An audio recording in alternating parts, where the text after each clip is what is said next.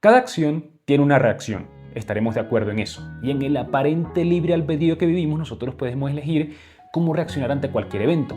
Y de la misma forma que responder a un saludo con una cachetada es una reacción pobre, responder a un evento con solo una función deja mucho que desear. El patrón comando nos ayuda en estos casos a llevar nuestro código al siguiente nivel. No porque esto no funcione, sino porque, como ya veremos, existen ciertas ventajas que podemos aprovechar en casos específicos. Pero, ¿qué es el patrón comando? Es muy simple. Explicado de forma sencilla, este nos permite convertir la ejecución de una función simplemente en un objeto, con el objetivo, si así quisiéramos, de ejecutarlas más adelante, enviarlas a través de la red, deshacerlas, llevar un registro de las que se han hecho y otras que llevaremos más adelante. Entonces, un comando no es más que una acción encapsulada en un objeto. E implementar este patrón es tan simple como primero crear una clase abstracta o interfaz que haga obligatorio implementar su método execute, crear otras clases que hereden de ella e implementar la función execute para que ésta cumpla con su rol. De esta forma, en cualquiera que sea el lugar en el que manejes las entradas del teclado, mouse o el control, en lugar de simplemente ejecutar una función, ejecutarás un comando. ¿Y qué utilidad tiene esto? Porque a nivel práctico estamos haciendo lo mismo que antes. Bueno, lo podrías usar, por ejemplo, para remapear las acciones de los botones que tiene un control. Si tienes X, cuadrado, círculo y triángulo disponibles, puedes definir estos como instancias de la clase command, que entonces pueden aceptar cualquier tipo de command que exista. Y en alguna escena que te permita configurar los controles, ser capaz de reasignar las acciones de estos. Luego sería tan simple como ejecutar el comando asignado a cada botón en donde corresponde. De igual forma, si la implementación está bien ejecutada y el código correctamente abstraído, podríamos ejecutar estos comandos sobre cualquier entidad, no solo el jugador principal. Simplemente tendríamos que instanciar el comando con la entidad correspondiente. Esto no es únicamente útil para nosotros, ya que si tenemos una inteligencia artificial que se encarga de controlar enemigos o entidades en todo el videojuego, ellas podrían utilizar este mismo tipo de objeto para controlarlas sin necesidad de duplicar más código. Igualmente, si los objetos que creamos con estas clases son serializables, eso significa que son fácilmente enviables a través de la red, y si es lo que deseas, puedes construir un juego online.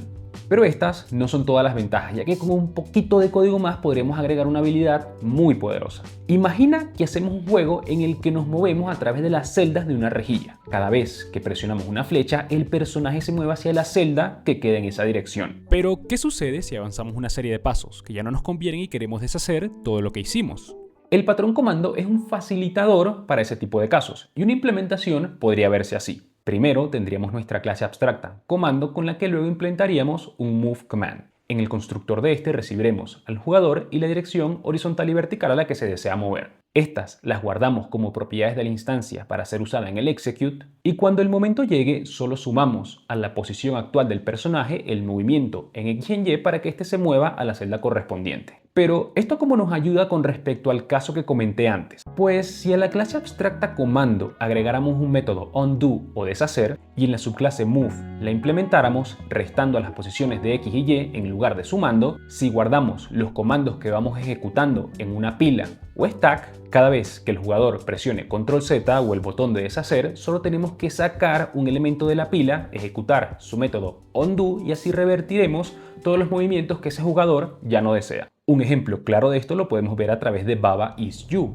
un juego en el que moviéndote por celdas y arrimando objetos eres capaz de resolver los puzzles que te plantea cada nivel. Aquí, aunque creo que no puedes revertir cada uno de los movimientos que hiciste por la rejilla, así que cada vez que mueves un objeto, una piedra, un texto o mueres, creo que puedes presionar el botón Undo para deshacer estas acciones importantes el número de veces que necesites.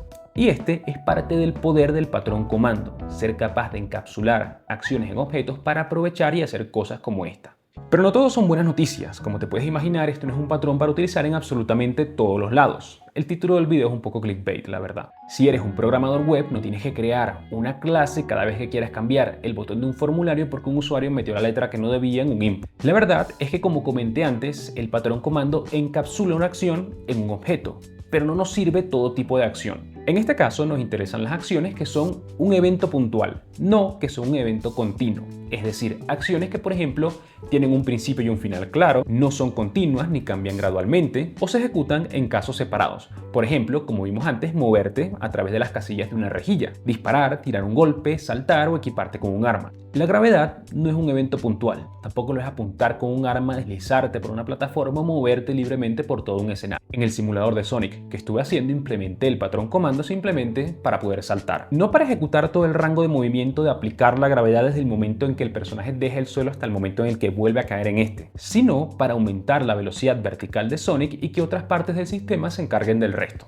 Un dato curioso si eres programador web es que seguramente habrás notado que AWS empezó a utilizar el patrón comando en la tercera versión de su SDK en JavaScript. Dejaron de usar funciones particulares para cada operación y ahora en lugar de eso creamos un objeto que luego un cliente es el que se encarga de ejecutar. Así que realmente este es un patrón que puede llegar a ser útil más allá del contexto del desarrollo de videojuegos. De igual forma, en lenguajes donde la programación orientada a objetos no tiene tanto peso como por ejemplo JavaScript, gracias a ciertas capacidades del lenguaje como los closures, el patrón comando puede ser implementado de esta forma, donde gracias a ese contexto que sobrevive a pesar de que la función ya se haya ejecutado, las funciones execute y undo pueden mantener cierto estado indefinidamente. Igualmente, como digo siempre, esto no es una solución universal. Una de las definiciones del patrón comando en el texto original que lo publicó es que este es una especie de reemplazo o alternativa a los callbacks en lenguajes de programación orientados a objetos que no tienen esa capacidad. Un patrón de desarrollo no deja de ser una herramienta de organización de código que es útil en casos y contextos concretos. Lo que diferencia a un programador que está a otro nivel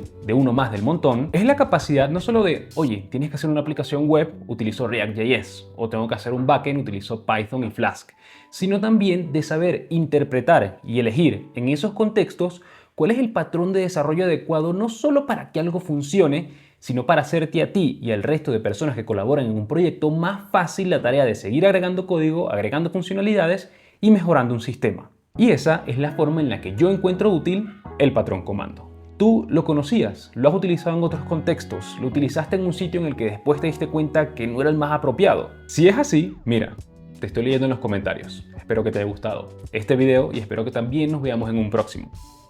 Bye.